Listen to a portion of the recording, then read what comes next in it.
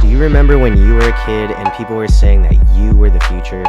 It's been said over and over and in many different ways, because for reasons that we are able to see clearly now, the world in that moment seemed like it could be better. Today, those kids are all grown up. We are the future and we are reimagining a better world. In the face of everything going on across the planet, we still love, hope, create, and have fun, because these are all the things we want for the future. But why wait until tomorrow? The future is now. Welcome to the Reimagine Spokane podcast called The Future is Now. I'm your host, Ryan Louie, and I'm here with April Dickinson from Agents for Collective Liberation. We're both directors. I'm the executive director. April is the operations director. We'll just jump right into here. This first question. April, can you share a little bit about yourself and the pivotal moment in your journey that inspired you to get involved in this work?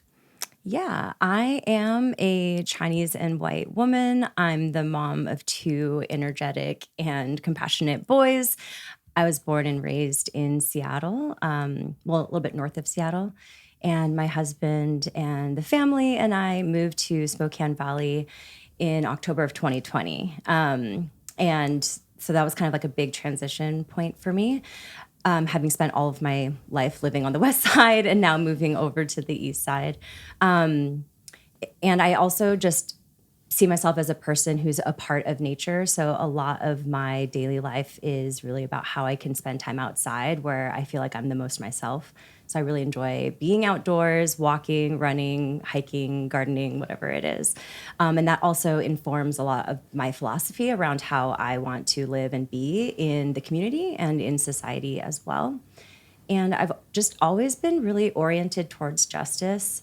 It's something I've cared about since I was really small, and I don't really know exactly where it came from, except that my dad is like a total anarchist and was able to influence me at a young age around being curious, trying to understand what our systems are doing around us, and just really paying attention to that. So I've always been a person who really questions authority and wants to ensure that people are treated fairly, people aren't harmed, and that we can organize ourselves in a way towards justice. I like this example that I give sometimes around that is when I was in middle school, I was on the softball team, and our coach was being really especially hard on one of our teammates. And so myself and some of my other teammates decided to write a letter to our coach. And we were basically letter to the coach. We were basically saying in the letter, you know, we're a team and you are treating this teammate unfairly and it's really starting to piss us off and we want you to stop. Like, I'm sure we said other middle school things, but the coach didn't take too kindly to us using using what he called was a cuss word. So he kicked us off the team for a few days. He brought us back because otherwise we can't actually, have a team. But I think it just shows that I've never really been afraid to, like, when I notice that something is wrong or someone's being harmed, I've always been, for whatever reason, willing to and open to speaking out. And even if it's from somebody with obviously a lot more authority than me. And so I've kind of taken that through my life. And I've had jobs in like a lot of different areas around justice and policy making too. But for me, like a pretty pivotal moment was when I was speaking with a friend about being biracial and how I always felt like I was half Chinese and half white, and getting this sense of like I don't really belong in either space, and not really knowing where to fit in. And she shared with me that her biracial friend reframed it as they experience both sides of their identities as like 100% of both sides at the same time. And that was a big kind of like a revelation for me around like, oh, I'm all Chinese and I'm all white and I'm not half of one and half of the other. So around that time, I found out about the Asian American Native Hawaiian Pacific Islander Lobby Day. And that's where I think I first met you I think that was in 2021. On Zoom. And when I moved to Spokane, I was like, I'm just going to shut up. I know this is a conservative area. I'm just going to keep to myself and just, not rock the boat. And then I meet you and like the other. And that didn't last long. Yeah, the other members of this community who not only were like progressive, but pretty radical. And I was like, holy shit, my people are here. And I was just so excited. So there was this kind of combination of I felt ready to really own my Chineseness. And then I found this community of Asian folks in Spokane who were really ready to change the world and to be radical. And I was like, I'm hooked. Like, sign me up. What do I do? Yes. What do? You volunteer, join our board, and then become the operations director. Awesome. Thanks so much for sharing that. The next question is, what are the biggest challenges or gaps our organization is addressing through its operations processes? And can you share some impact stories? Yeah, absolutely. I think nonprofits really want to do good work, and they're often constrained by a lack of investment, a lack of funding. And so what happens is we hire a lot of really passionate people who want to do great work. And then the nonprofit industrial complex exploits them. Mm-hmm. We are made to feel that we have to sacrifice because that's the only way that you could really prove that you care about the mission. Yeah, underpaid and overworked. 100%. And a lot of people actually that I've met feel like that is the only way. And I was, again, like not willing to accept that because that's a very harmful and oppressive way to approach work. It's exploitation. If you want to change the world and you want to build a world of liberation, you have to start as close to yourself as possible, right? So you have to like liberate yourself first. You have to have a sense of, what does freedom and what does equity look like to me? What does justice feel like in my body? And then you can move out. You can move out to your household. How do you interact with your family and your friends? And then, in our situation, how do you run your organization or your business? Mm-hmm. And a lot of times I'd felt in other, jobs that I worked at, I was, pretty well taken care of. Maybe I had a decent salary and things, but there was a little bit of rigidity around rules and maybe an expectation that things couldn't change or couldn't be different because they've always been done that way. Mm-hmm. And that's, it's fine or whatever. But if you Is want, it though? Spoiler alert, no. It's one of those things where if you can't change the status quo in your own organization, how do you expect to have built the muscles and built the concepts and ideas that are going to push change in society? Mm-hmm. And you might be able to talk about it and to think about it theoretically and as concepts, but can you actually like physically take those steps to like live what it looks like? Mm-hmm. And so I remember like being on the board, being brand new to Spokane and being like, hey, so what do you all think about a 30-hour work week? And nobody flinched. I was like, wow, I was expecting to really like face some, what's the word I'm looking for? Like face some resistance. No, to that I want to idea. work more. You should be working 50 hours a week. Don't you want to change the world? Don't you care about people? Yeah. And so, I was like pretty flabbergasted, to be honest. And you all like went with it, and and then the other policies that we decided that would be kind of a way to respect our team's humanity and to really demonstrate to the nonprofit industrial complex is like, we don't actually have to exploit our workers to make important impacts in our community. So we have a 30-hour a week full-time schedule, which I selfishly decided was the right amount of time because that's when my kids are in school, right? And that I wanted to be able to model it after like, how do I experience my real life? And I'm a mom with 2 kids in school. So I felt that 30 hours a week was enough time to like get important things done for work. And then I could turn off and be the mom that I want to be at home. And also like take care of my own self. And then we decided, little things too, like front loading vacation and sick time so that staff members have paid time off right when they start, rather than trying to accrue little, an hour here and there. And I remember one of our newer staff members just recently was sick, and she didn't put sick time on her timesheet because I think she thought that she hadn't earned it yet. And I reminded her, like, hey, this time is actually here for you. And so let's make your paycheck whole this week. You can't control when you get sick, and you deserve to be, to be honored as a person who deserves time for rest and healing. We also have a fully remote work policy. And I think that being able to work wherever you feel the most productive and are maybe the most creative, that's more important than like forcing people to come into an office. And then just being flexible around our hours. We don't have like a set office hour schedule. And so folks are working whenever it works well for them. And I think that all of these policies are able to or demonstrate that we are developing policies rooted in trust. And that, I think, is a way that we have been able to really keep our staff. And that's another impact that I think that we see too, is that we've not had any turnover with full-time staff members. The other thing I want to point out too is that a lot of these policies actually help in terms of sustainability and being people on our team really care about environmental stewardship.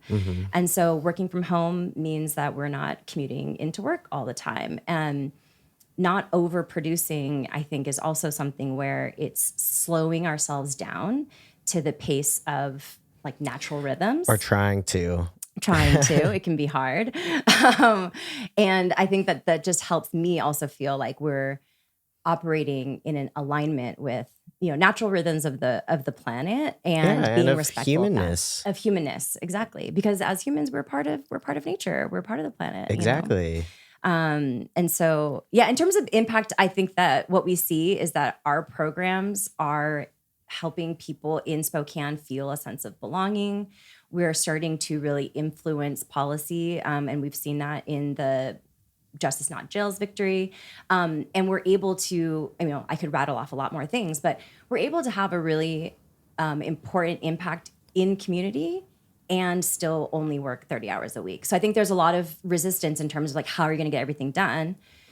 We're good at and we're getting better at prioritizing our workloads so that we're focusing on the things that we know matter most. And that helps us, I think, work in a place that's free of oppression, hopefully.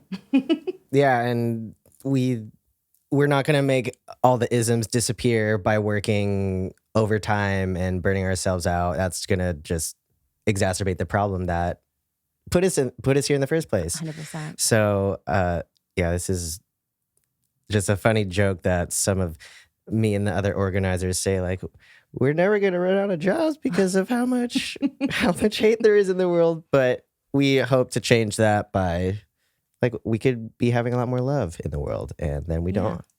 Maybe we could all be doing something else that is generative and for each other. This question number 3, why is it important for people to be politically engaged? And how can we encourage more people, especially the younger generation, to get involved, considering the diverse cultural backgrounds in our community? I think it's important for people to be politically engaged because change happens when people come together. And I think that sometimes right now, especially, we can get a little bit, maybe feeling a little bit hopeless. But if we remember that every positive change that ever impacted somebody from a marginalized community came from consistent and constant pressure, it came from cross identity solidarity movements. And I think also to remember that our government is made up of individual people just like you and me. And they're not special. Just like you and me, but also maybe with some ideas that we don't agree with. But they're humans. They're just human beings like us, right? And I think it's also important to remember that stories are really powerful. And the stories that we tell each other about what it's like to make change is important. And so if we tell ourselves that the system is too big to change, we're defeating ourselves from the get-go. But if we can tell our stories about things that have happened in the past where, people across race and class and gender built movements together and really pressured the system to change, that took relationship building. That took conversations. It wasn't like individual people were talking to a cement building. They were talking to other people. And those people probably didn't agree with them at the beginning. But through that persistence and really understanding what their message and goal was, and to have that strong vision of like, this is what we need and this is what we want, and to just keep sharing that, I think that's what motivates me to stay involved, because I know that those people sitting in those chairs or sitting in those, marble halls or whatever are just going to go home and eat potato chips out of the bag too. There's nothing special about those people that makes them any different than us. They have to go through a series of, thought processes to get to their decision point. Well, I want my story to start to affect them. I want my experience to be running through their head while they're trying to make those decisions. So the more that we can share our stories with people that we think are opposed to us, maybe they've been told stories that are just sticking with them and they haven't heard ours yet. So I really think that the kind of incredible thing about young people, what they're bringing to the table, is that I think they have such a better understanding and almost like an innate understanding of what intersectional justice looks like. They're not afraid of being non-binary and they're not afraid of accepting nuance. And I think a lot of them are really strong in their convictions. And they have really incredible stories to tell. And I don't want those stories to get lost based on a sense of apathy. So I'd say if there's anything that I want people to take away is that your care and your attention and your passion is so important right now. And all you have to do is find one thing that you really care about, one story or one message that really matters to you, and figure out who needs you. Does somebody need you to talk about it on social media? Does someone need you to join a coalition meeting?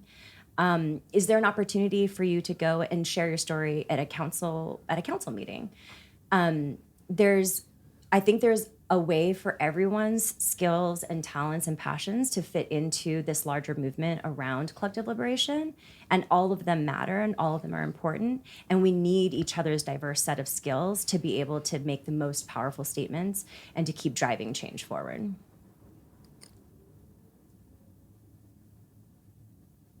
Wouldn't you agree? I would agree.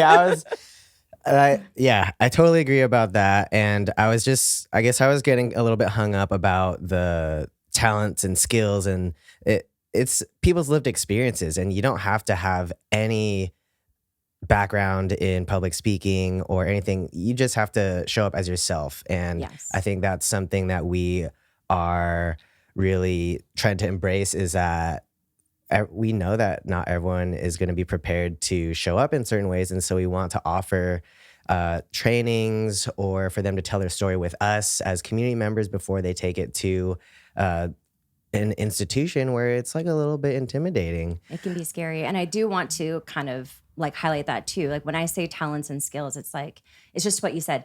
It's innately and it's a part of you, and to recognize that you have something to offer, even if it's not recognized by an institution, or you Sure. don't have to be known as a leader in the community to be a leader in your community, which is your friends, your family.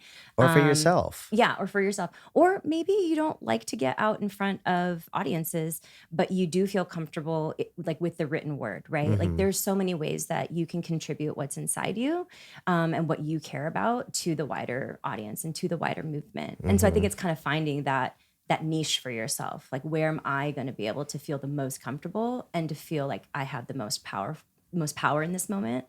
And I think that hopefully motivates people to realize we need all of it, and all of it's important, and it doesn't have to look one way. Exactly. I totally agree with you on that. All right. So this next question, how do you envision healing for yourself and the community, and what actions do you take to bring joy and hope into your life? To me, healing is about contentment and an end to striving. So one of the things that I tell people is I'm super not career motivated. If you ask me what my career aspirations are, I'm 0, none. I don't want to work. I don't care. I need to survive, obviously, but I find that once I got to that point, of like, I don't need the accolades. I don't need the job title. I don't need a fancy car or, awards and achievements. I just really need to feel safe and comfortable in my own body. That led to a lot of, I think, healing for me. And one of the ways that I think that came through for me was actually pretty early on. Like Asian moms, they love to brag about their children or like backhand. Okay, I'm like, my mom doesn't brag about me, but keep you're going. What else? Trauma, what else do they you're do? bringing up What else trauma. do they do? Well, what I mean is like my mom would tell me about the bragging that other moms would do about their kids, right? Oh, so-and-so, okay. So-and-so's kid just got a scholarship to like some prestigious university, Yeah. and talking to me about that. Like, don't you also want to achieve that so that I can brag about you? Yeah. And there was, I know exactly what you're talking about now. I think a lot of people in our community can probably relate. And I think this is like around high school or something, my friends and people in my generation were starting to go to college and stuff. I didn't really even know if I wanted to go to college. And I said to my mom, like, does your friend even like their son? Does your friend, like, what does your friend like about their son from their character or personality wise? And my mom was like, what are you talking about? What's this question that you're asking me? And I just said to her, I was like, if you ever want to brag about me, I hope that when you brag about me, that you talk about who I am as a person. I hope that you talk about that I'm kind and that I care about people. And she was, at that moment, I think she was kind of like, whatever, like, this is weird. But I don't know if it was a change in myself. It probably was, but I don't recall her having those conversations with me anymore. Of course she would share things like, oh, so-and-so maybe got married, had kids, like more family related things. But I don't remember her really talking about those like accolades and things anymore. And I think that was kind of a moment for me of realizing like, I not only don't have to prove myself to like society, but I'm not going to try and prove myself to my family. I am who I am. I think I'm a pretty good person, and I want you to appreciate that about me. And that's how you can love me. And I think it really started to change my dynamic with my mom. But it also changed the dynamic, I think, for myself. I just knew like all I want to do in this world is be a good person. I want to do the best that I can. I want to serve people. I want to, I really want there to be justice. I want people to feel good when they're around me. And I want like to be good to myself. I want to be able to see myself as a valuable person, regardless of what I'm able to achieve in this like external framework. And so it's not to say that like I stopped caring, but my idea of what success looked like really changed. And so when I think about what healing means for the community too, it's like, I want people to reject this idea of rugged individualism. You don't need to do it alone. We have a community here in Spokane who cares about you and loves you and wants you to experience joy. If you're struggling, if there's things that are happening that you are wanting support with, like, we're there to do it with you in community. And that's why I think our mental health program is so important, because we're allowing people to talk about things that are sometimes really hard to talk about. And we don't want people to feel alone, because isolation's a killer. And we want people to be safe, and we want people to know that they can talk about those issues in community and have other people around them who understand where they're coming from. And then in terms of like joy and hope and stuff, like, I know this might sound a little bit weird because one of our organizational values is joy and celebrating ourselves, but I don't think I orient my life around joy so much.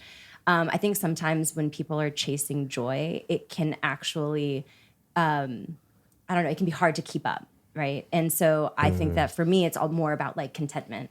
Like, can I just accept and be happy with what's, present in my life?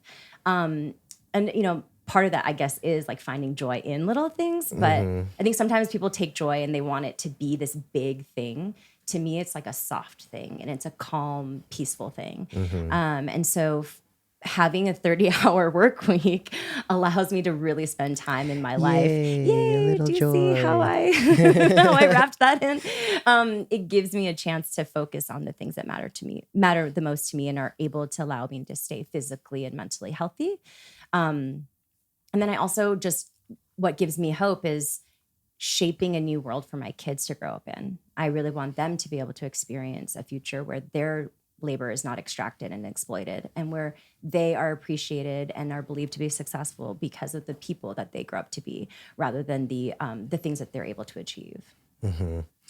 And I want to touch back a little bit on joy. And I know, well, I want to touch back a little bit on joy because I think we made that a value for our organization because most of the time we're, as Asian people, are like, we can't even celebrate the little things. And I think that's where it's not like, don't always have this high goal of like, I have to be ultimately happy and just excited about like whatever joy means to you. It's like, hey, look at this little thing, or you could call it little, you could call it big. Like Yeah. it's something to just pause and appreciate and say, hey, like this was enough. Yeah. Oh, yeah. I think the idea of like, this is enough is such a big thing. It the enoughness is, I think, important for healing too, and also for healing for the planet. Like we have enough.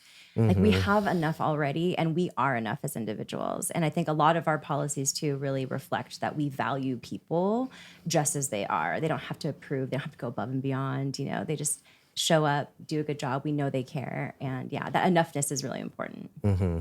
Yes. Yes to that. Yes to being enough.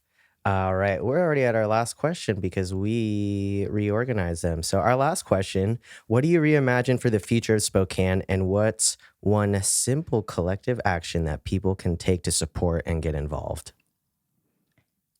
I've had all these like visions in my mind of what Spokane could look like, and the thing that kind of keeps coming back to me is people are in safe shelters, and our city is decenters cars. So what I envision are like, one of the things I just keep thinking about is, what if the street, the Spokane Falls Boulevard, what if that street was closed to cars in front of Riverfront Park? So from like Washington to Lincoln, and how that would bring a lot of vibrancy and also safety and cleaner air. And I just think of like the way that life slows down when you're not having cars just rushing by you constantly.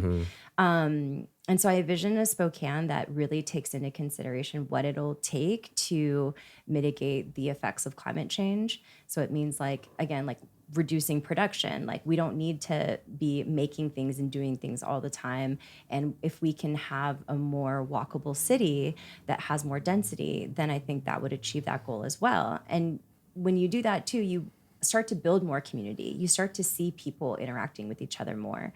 When you're in your cars, you know, there is a sense of like, you know, making your own private little bubble and staying there. And it's like, no, it's okay to like bump elbows with your neighbor. But not bump cars. Not bump cars, and don't use your car to ram a biker. Like, let's get real with our bike safety. But that's the thing, is that I think Spokane is lacking a little bit in terms of making the city more walkable and more friendly to other modes of getting around that aren't vehicles. One other idea that I think is really interesting, and I would love to see that we could do here in Spokane, because we have a lot of people who care about farming and growing food. And I was like, what if there were community gardens co-located with schools? And what if the schools then were allowed to like learn how to grow food, and then those little farms could provide fresh produce to kids? And I've envisioned these two as like not being volunteers and things like that, which would be great. But couldn't they be city employees or school district employees who are like running the farm? And how does that then give not just young people a chance to reimagine food systems that are more sustainable and regenerative because they're, you know, located within the city, but how does that then, you know, help us with a green economy? Because I think a lot of times people think about, you know, we need renewable energy and all this stuff, but we're always consuming more. So how do we implement ideas that allow us to consume less and to be more self-sustaining within our communities? So, I mean, those are just two examples, but I also just think about how these are examples that go across, you know, lines of identity, right? Like, of course, I want Spokane to be a place that is like anti-racist and that is welcoming to all people. But if we come together on ideas that help everyone, that automatically becomes the strategy or the process, right? And I think in some ways we have to be very careful about how we include people of different communities in order to help make these policies happen. But like a car-free street is for everybody, and it makes it safer for everyone, especially people with mobility issues too, because a lot of times people with disabilities are left out of these conversations. So, and then with schools that are maybe, if they were to have farms that maybe produced food of like cultural significance to various different cultures, then that would give it an automatic learning tool too for like how do people from different countries prepare this particular type of vegetable or whatever, and we can learn about each other's cultures through that as well. So I see these different ideas also as just wrapping in all different types of intersectional justice, ideas around intersectional justice. And those movements should be embedded with all ideas that we have all the time. And I'm just really excited to see what we can do, because I know that we have a lot of passionate people on our team and in our community. And in terms of like what people can do to get involved, I would just say like, follow us on Instagram, sign up for our e-newsletter. But also it's just what I said before about like picking that one issue that you really care about and figure out how you can fit into that movement. And showing up. Yeah. And showing up in a way that matters, or that it's feasible and comfortable to you. Because it doesn't mean like when we say show up, I think at least what I mean is like bring your energy to this idea. And so you don't have to physically go to a council meeting. I know that's scary for people, but like make your voice heard. Make sure that your opinions and stories are being heard. Write an email. Exactly. Share the social media post. And lots of ways to do it. And you could find us on social media where? On Instagram at ACL Spokane. Some kids out there use TikTok, and I think we're on it, but I don't know. I'm pretty sure it's at ACL Spokane too. And then we also have our website and stuff where people can learn about what we're doing and get involved. Awesome. Thank you so much, April. I knew you knew what you were talking about. You don't have to be all bashful. This was a great conversation. I only looked at my notes a couple times. Nice. All right. Well, thank you all for tuning in. We'll see you next time. Thanks. Thank you so much to our sponsor, Empire Health Community Action Fund, our producer, Form Studio, our music producers, Ryan and Kyle, and to our listeners and voters for helping to create a future that we can have now. Thank you for listening to The Future Is Now. Currently, Reimagine Spokane is a program of Asians for Collective Liberation in Spokane.